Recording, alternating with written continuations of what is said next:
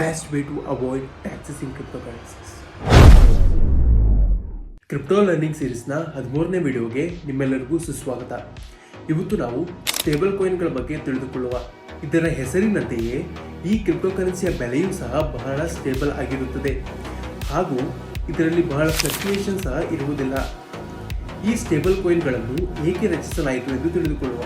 ಉದಾಹರಣೆಗೆ, ಭಾರತದಲ್ಲಿ ಕ್ರಿಪ್ಟೋ ಕರೆನ್ಸಿಯನ್ನು ಸೆಲ್ ಮಾಡಿದರೆ ಅದರ ಪ್ರಾಫಿಟ್ನ ಮೇಲೆ 30% ಟ್ಯಾಕ್ಸ್ ನೀಡಬೇಕಾಗುತ್ತದೆ.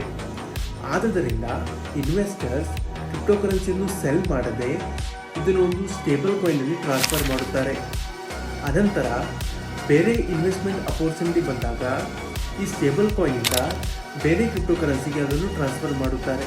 ಹೀಗೆ ಈ ಕ್ರಿಪ್ಟೋ ಕರೆನ್ಸಿಯನ್ನು ಟ್ರಾನ್ಸ್ಫರ್ ಮಾಡುವುದರಿಂದ ಇದರ ಟ್ರಾನ್ಸಾಕ್ಷನ್ ಚಾರ್ಜಸ್ಗಳು ಸಹ ಬಹಳ ಕಡಿಮೆಯಾಗುತ್ತದೆ.